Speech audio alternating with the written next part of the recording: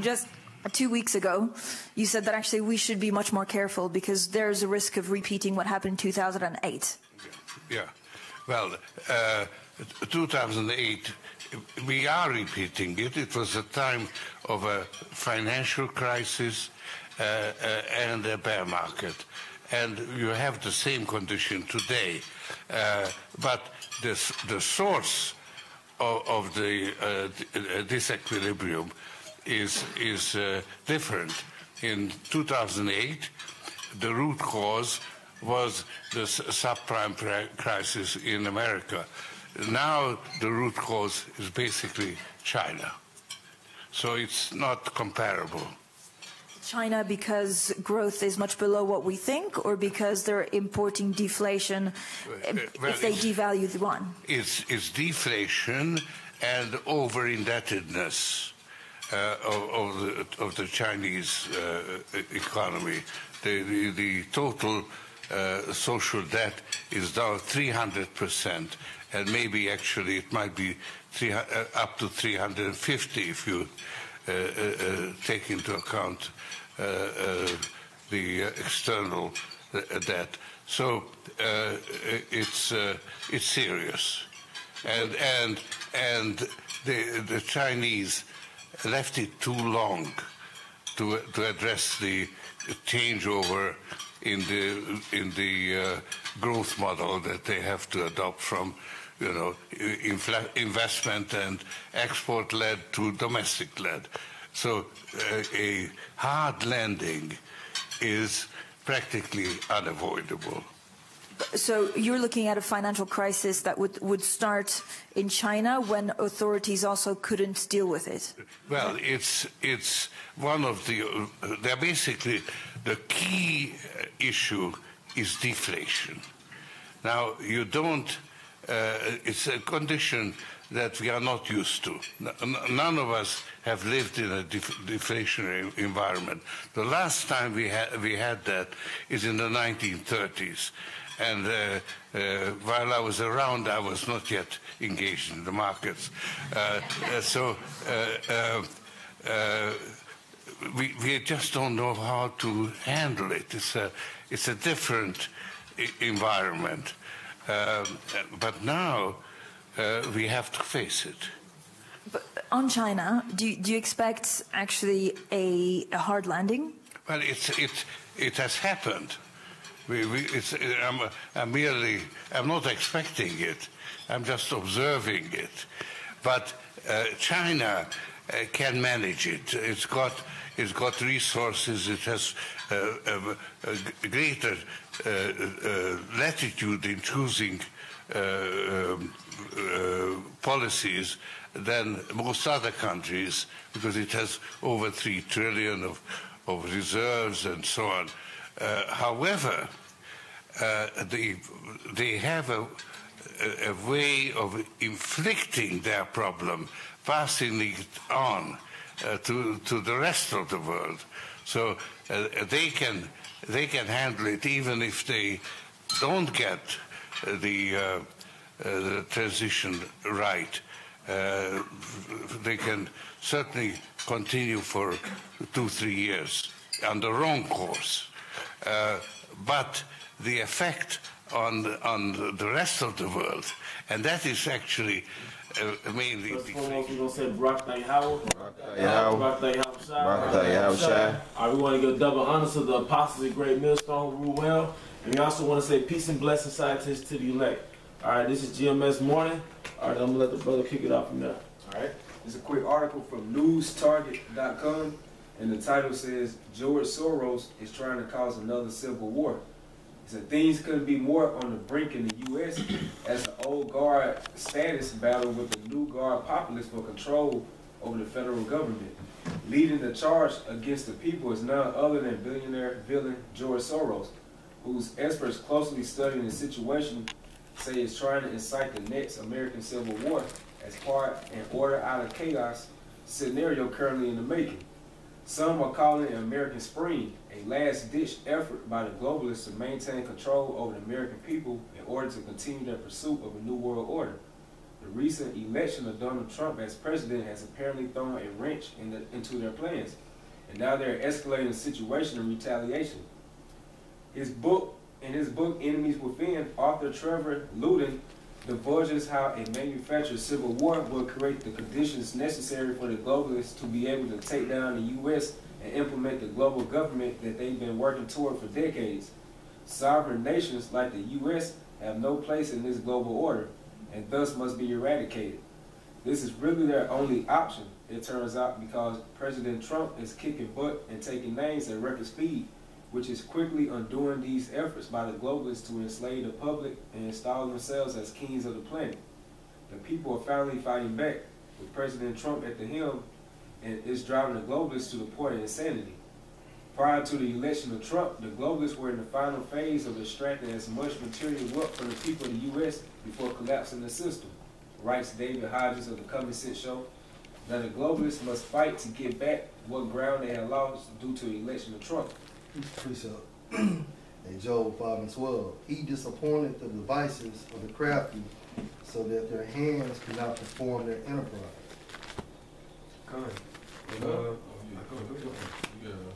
That he's talking about Esau, the so-called white man league, basically leading off of the elites. And the enterprise is talking about the New World Order.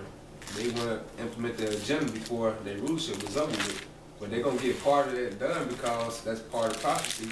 But they're not going to be able to eat their full plate of the New World Order because how about Shah is going to stop it, in the middle part. And also correction that he in the scriptures Yahweh Hashem Shah. Because he's going to disappoint the devices of the crafty. Like your brother saying, who's the crafty? The elite. Which he's going to use Esau to go against Esau, basically. What he's doing, man. I got a precept. It's Isaiah chapter 19, starting at verse 1. The burden of Egypt, behold, the Lord rideth upon a swift cloud, and should come into Egypt. And that cloud is the chariot. The Lord is Yahweh Shah, sent forth by Yahweh. And where is Egypt? As known as America. This is the modern day Egypt. That's right.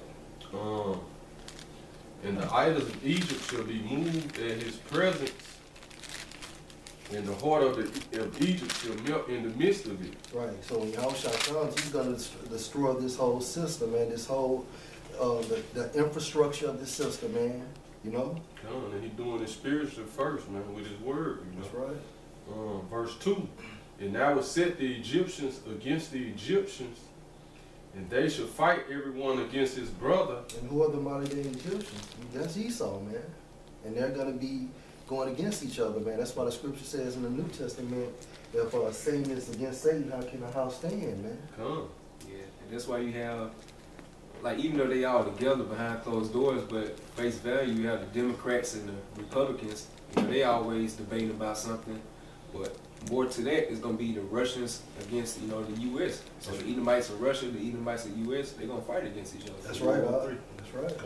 And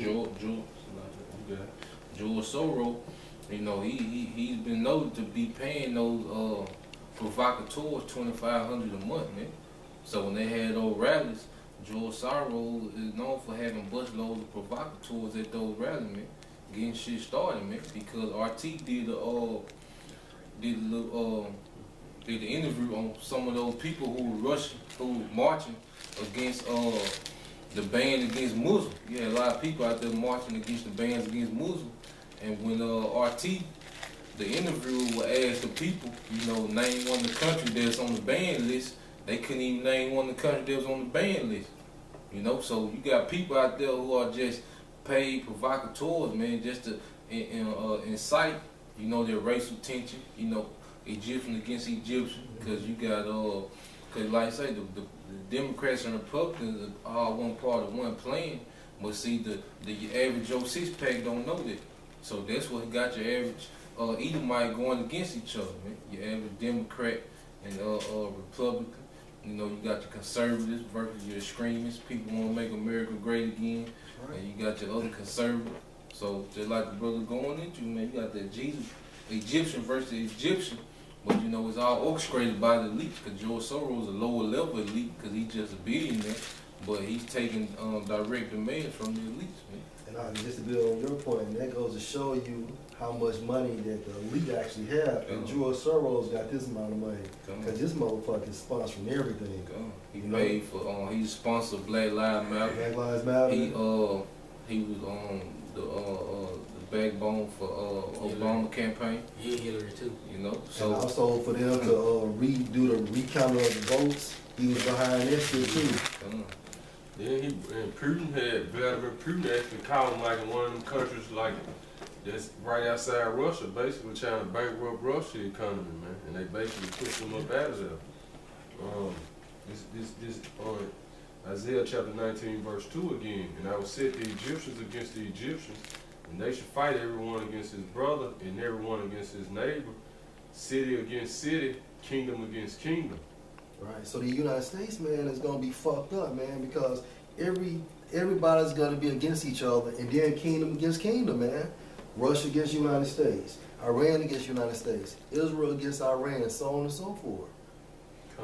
Because going to in America, you actually got the patriotic crackers standing up now, trying to basically go against the elites, man. Yeah. Because the number one, basically the number one weapon of the elites was their secrecy, man. But now they've been exposed, man. Going back to the scripture where their own tongue should stumble upon themselves. So you want that? Huh? You want that? Yeah, you can get them. I'm gonna read verse 3. This guy's gonna go right into it. This Isaiah chapter. You had something up? Nah, it was just for that Job. It was just something to link up with that Job you had hit. Go ahead though. Go on, get it.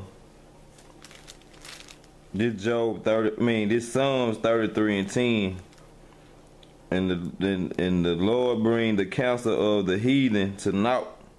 Yeah, everything you're working upon, man, because your ultimate goal is to create this new world order, so you can ultimately get that birthright back, man. However, it's gonna come to naught, man. Go ahead. He make it the devices of the people of none effect. Right, because like the brother was saying, through the spirit of Hashem Shai, that your secrecy has been actually manifested, through the light, via the internet, via whistleblowers, so on and so forth, man.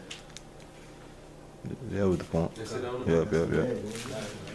It's on Isaiah chapter 19 verse 3. And the spirit of Egypt shall fall in the midst thereof, and I will destroy the counsel thereof. Right, so everything y'all working upon is gonna be brought to naught, man. And they shall seek to the idols and to the charmers and to them that have familiar spirits and to the wizards. Right, because we know through the scripture of Isaiah 47, man, how you be fucking around with these what you call the Chaldeans. Like your, warlocks and witches, wizards. man. Wizards, man. So they attempt to assist you to actually invoke this plan, man. Like y'all should be saying all the time, man. You watch a Trump speech, and he be throwing combination signs, man. Those sixes in that Baphomet. He steady throwing them. Every time he sit down, he got his hand in that diamond, man. The upside down diamond, man. That's right. That's all Trump do, man. Because they really trying to push that in their council, because everything that you see on that TV is controlled by the elites, man. People think Alex Jones against the elites. All he doing is getting old patriots riled up, And then you have those conservatives who think they for the so-called black people and minority, just to get the minority roused up, man. That's right.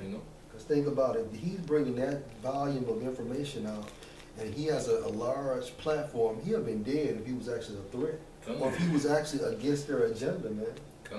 And then they tell you can see what the marches be about, man. You got these women, you can tell everything be set up in the agenda, because you had these women marching talking about my pushing my power. But ain't nobody marching about the chemtrails or GMO. That's right. They ain't nobody marching about pedophilia or bestiality. They broke their neck, about Michael Vick fighting dogs. But they got bestiality that's legal, man. Piece of gate. I mean, even speaking of Michael Vick and fighting dogs, you shoot down Jake like he's a dog. And Esau ain't protesting like that. That whole Black Lives Matter movement, that's puppeteering, man. Like this ain't nothing but anything you see on television is a staged event, man. Right. And you Jake, you simple-minded Jakes, man, y'all gotta wake the fuck up, man. So on Sunday nights, they'll have a Save Dog campaign and shit, infomercial. But at the end of the day, y'all killing Jakes, like the brother saying, left to right. You know, that's crazy. You got that song? You want it? Yeah. You got something, Tyler? Yeah. This is Micah 2:1. Woe to them that devise iniquity and work evil upon their beds. And the morning is light, they practice it because it is no power, because it is the power, and it is the power in their hand. You know, woe to them, basically destruction to the so-called elites. They work iniquity upon their beds, talking about they trying to further their New World Order agenda. You know, so like we said earlier, how about Sham Shai? He's going to stop that due to prophecy's sake. And just to back the brother up, and that bed can go into like that carnal intercourse, because that's what they do. You know, through that carnal intercourse, that's what it's all about, trying to set up the NWO. Yeah, let me know. This is 2 Corinthians 2:11. Least Satan should get an advantage over us, for we are not ignorant of his devices. Yeah, if I could just say this right quick, just expound on that. Here you are in a secret council talking about your next move, how you're going to cause civil war in America. And here we are shortly after calling you out on your BS on camera, man. It's proving that we're not ignorant of his devices. Right. Telling him that his counsel gonna come to knock. Letting him know that his counsel gonna come to knock, man. You know, Esau was, you know, like when we was in the world, Esau was steps ahead of us. You know, but through the spirit of Yahweh, Hashem Yahushua, lighting that counsel understanding, now we steps ahead of him, man. We know the whole movement, man. Right. We know how it's gonna play out. You know, but to the people that are still lost in the south, man, under this witchcraft, this Babylon juice, you know, they don't know what the hell going on, man. They think Black Lives Matter is something positive, man. You know, they think the Million Man March is something positive. You know, they think anti-Trump rallies is something positive, man.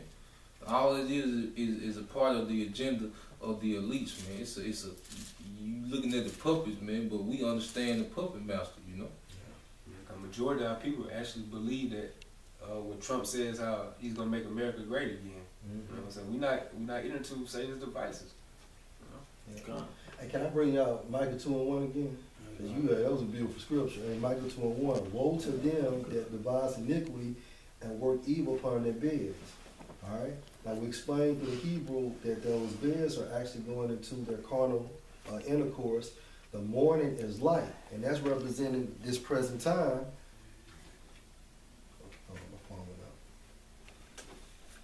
They practice it because it is in the power of their hands. So the elites control everything, man. And this is the point. Verse 2, and they covet fields and take them by violence, and houses and take them away. So they oppress a man and his house, even a man and his heritage. And that's how they took over the whole world, man. They covered the fields, which the field represents the world, man. You know, so that's part of their counsel, you know. To create a new world order, a globalist system, man, controlled under one order, you know. And just to expound on that point, the power's in their hands. You got to understand, man, the elites have the power to cause a famine wherever and whenever they want to, man. They can stop them trucks from running. They can call for the signal for that EMP missile, man. You know, me and the brother seen that Marigeddon. All he did was call whoever was president and told him it's time. All right, and the EMP dropped, man. So the power is in their hand, man. You know. Got a quick precept for it. This Job chapter 9, verse 24. The earth is given into the hand of the wicked. He covers the faces of the judges thereof. If not, where and who is he? It's given to the hand of the wicked, man. Alright, how about Shimmy outside say, y'all play with this until I get ready to knock y'all ass off. Do your thing. That's why all this iniquity get to build up like this, man. That's how it done got so far to transgender bathroom. Alright, transsexual children. You know, that's how it done got there for, because the earth is giving it to their hand, man. That's how they control all the oil, all the resources. They control how much the dollar is. You know, they control other country currencies. You know, they control the media. You know, they control the rap music. No matter who you think Jay-Z is a puppet, man. Alright, those Edomites, so-called Jews control their rap, their music that you listen to, man. Alright, them niggas can't rap about what they want, man. Alright, this how they did, what's your boy from Chicago, Lupe? Alright, they held his album because he wasn't talking about what they wanted him to talk about, man. So graduate from school, nigga. So when it say the world is giving it to the hand of the wicked, man, they controlling every aspect, man. Alright, they control how much you make an album. They controlling your energy bill. Alright, when you look at your taxes, you check for $700, but then they took $250 out of taxes, man. They control it, man. You know, so the earth is giving it to their hand, man. It was just a blessing that Yahweh Shai gave to Esau. Due to Genesis, was the 26th chapter, 27th chapter? That's right, bro. This Revelation, Revelation chapter 6, start at verse 3, which is going right into that parable. And when he had opened the second seal, I heard the second beast say, "Come and see." And there went out another horse that was red, and power was given to him that sat thereon to take peace from the earth, that they should kill one another. And there was given unto him a great sword. A great sword, man. You know, they're military. And he had the power was given him to take the peace out of the earth, man. So how can people be mad at the prophets for wanting to take Esau out, man? He take the peace out of the earth. Alright, he go into scrape Esau. He take the peace out of the earth, man. Alright, we hate what the Yahweh Shem Shai hate, man. He hate Esau. Alright, so he got to be taken out for Yahweh Shai to come back and rule in their peace, man. Because power was given to him with his great military, that sword, to take the peace out of the earth, man. You know? And like the brother said, which that power was given to him by Yahweh Shai. Because Yahweh Shai was Isaac, man. This verse 8, skipping down to verse 8, and I looked and behold a pale horse, and his name that sat on him was Death, and hell followed with him. And power was given unto him over the fourth part of the earth to kill with the sword, with hunger, with death, and with the beasts of the earth. And like Job said, if this is not Esau, then who is it? You know, that pale horse, that's Esau's way of life, man. That democracy. You know, because once Esau comes set that shit up in your country, death and hell follow it, man. Alright? Because the Native Americans were living prosperous over there, man.